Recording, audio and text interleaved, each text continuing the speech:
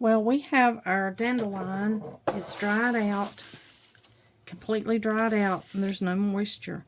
And so I thought I'd just bring you along with me, since I shared with you how I harvested this dandelion, how I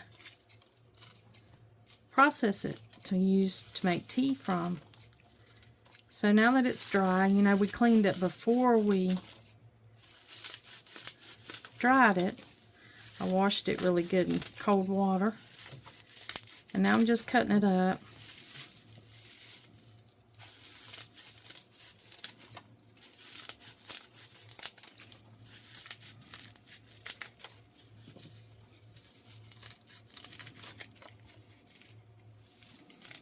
I'm using this cardboard tray here. That's what I'm using to cut my dandelions leaves, my dried dandelion leaves on. And I'm going to just throw this away because it's down near the end and I don't want to get any dirt. Not that there is any, but that's where it would be if there was. Trying to make sure I just keep these leaves as clean as possible. You can see I will probably cut this up smaller.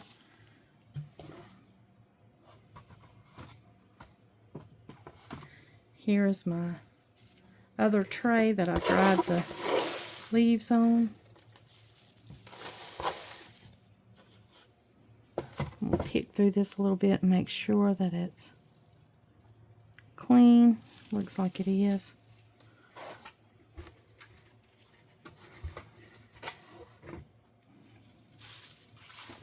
The cat's very interested. I'm making all this noise with all these dried dandelion leaves.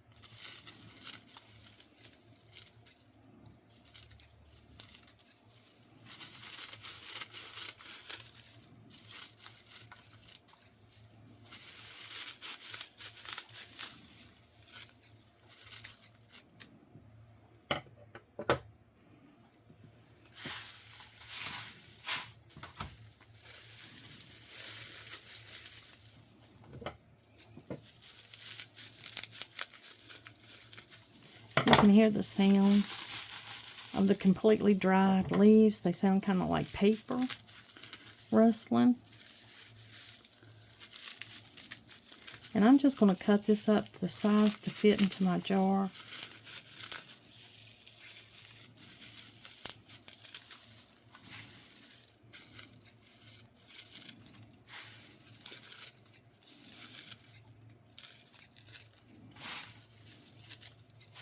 I'm not going to cut it up too terribly tiny because I can always cut it up again whenever I get ready to make the tea.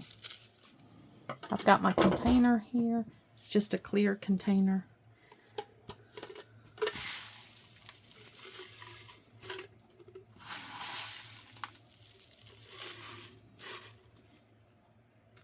And I'll cut this up smaller before I put it into my tea ball. Whenever I start to make the dandelion tea, I can always take the scissors and just cut it up smaller as I need it to fit my tea ball.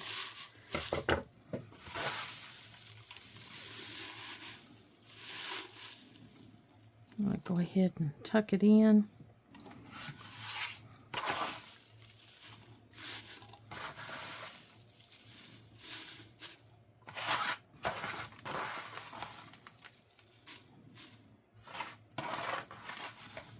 These are the dandelions that I foraged from Habitat for Humanity. I'll have to be sure and label these so I'll know what they are. And I've got a whole canister of dandelion tea.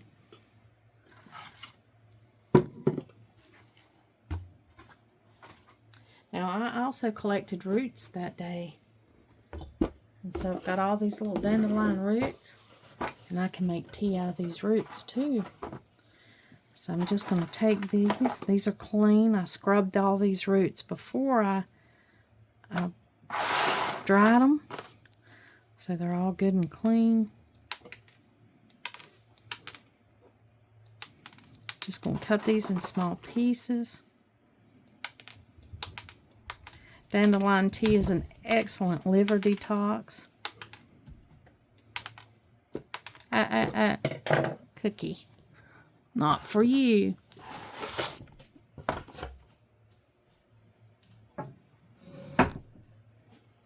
He loves the sound of that. He thinks it's for him to play with. I just cut it up in small pieces. Now you can put this in a food processor and chop it up just as easy. You don't have to do it this way. This is just the way I do it. It's a little bit time consuming, but it works.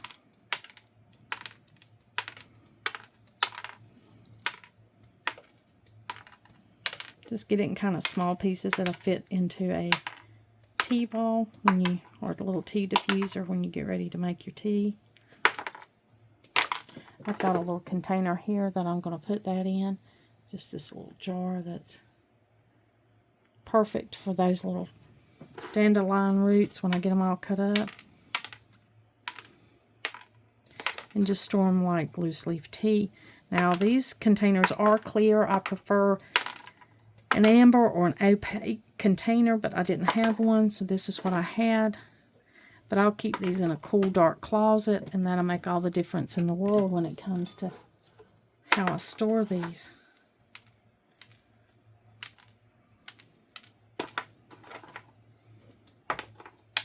It just takes a little bit of time to cut it up. You know, like snapping beans or doing any kind of little chore like that to process the food that you want.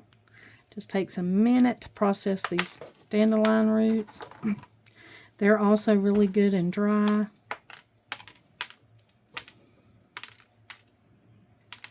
That little bit you see here on the end, that is stem.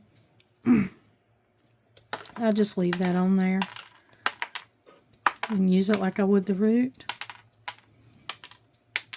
The dark you see, that's a little bit of bark. I scrubbed it off of most of them. But you know, the smaller ones, it's hard to get it off. The root has a little bit of a lining on it. And sometimes when you're scrubbing it to clean it, that little lining comes off.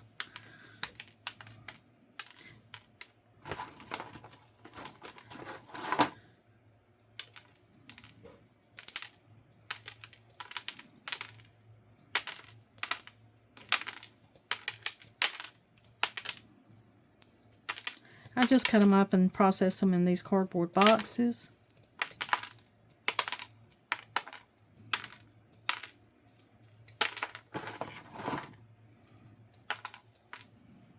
It makes it easier for me to contain the roots when I cut them up.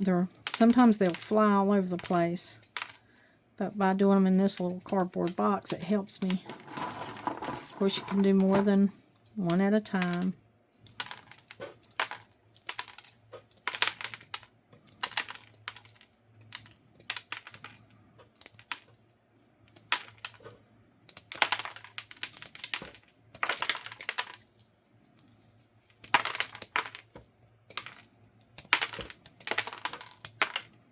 If you go through and see pieces that you left too big, you can always go back and clip them.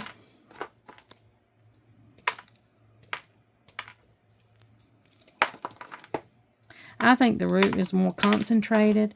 It has more concentrated derivatives in the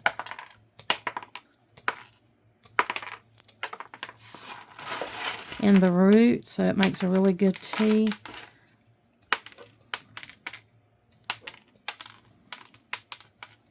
The leaves have a lot of good properties too. I'm not shortchanging the leaves. I'm just saying I feel like the roots are more concentrated. And so if I want a stronger cup of dandelion tea, then I'll usually use the roots. Sometimes I'll mix the leaves and the roots together. And sometimes I'll just use the leaves. It's not particularly a wonderful taste. Dandelions are bitter greens. So You know, it's not like it has a great taste, but you do get used to it when you know how good all this tea, dandelion tea, is for your body, especially for your liver. It's just a really good cleanser for your liver. And just the daily foods that we eat, I mean, there's more fatty liver than there's ever been. And it's a serious issue. So by watching the foods that you eat that cause that, and by drinking this tea on a regular basis, it just is good. It's good for your liver. It's good liver health. So that's why I process dandelion tea roots and dandelion tea.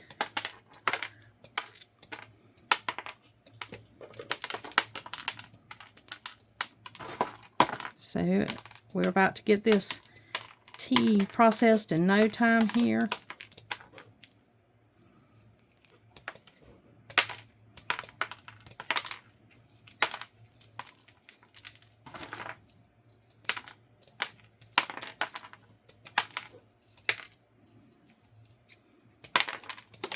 I usually forage for my dandelions in places that I know is really clean. Fields and places where I know nobody's sprayed anything on them. Where you don't have a lot of animals. Of course, you're going to wash your leaves before you dry them, but you want to make sure that it's as clean as you can possibly get it. Now, this doesn't look like much, but it'll make a lot of good tea.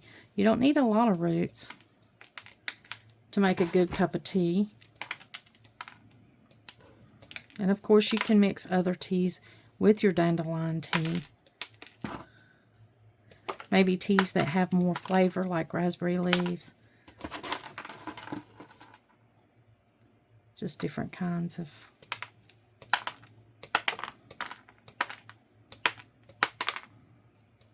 I dried these indoors. Actually, I just left them in there on the kitchen table.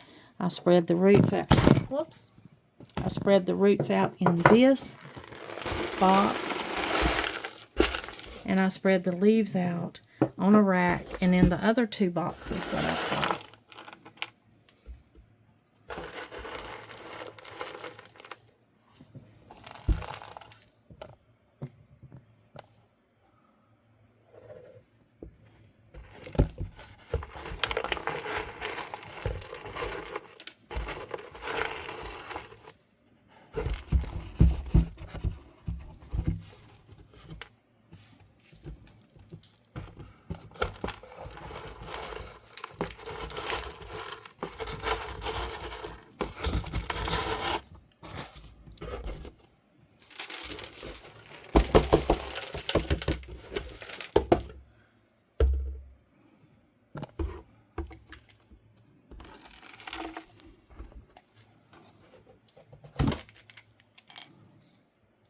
This one might need to be cut up just a little bit more.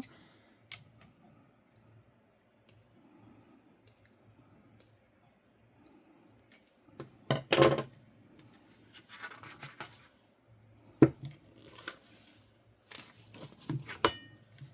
we go.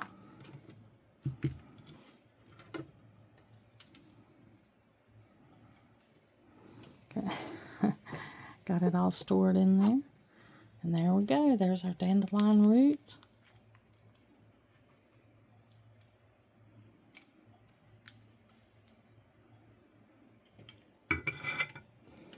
And our dandelion tea.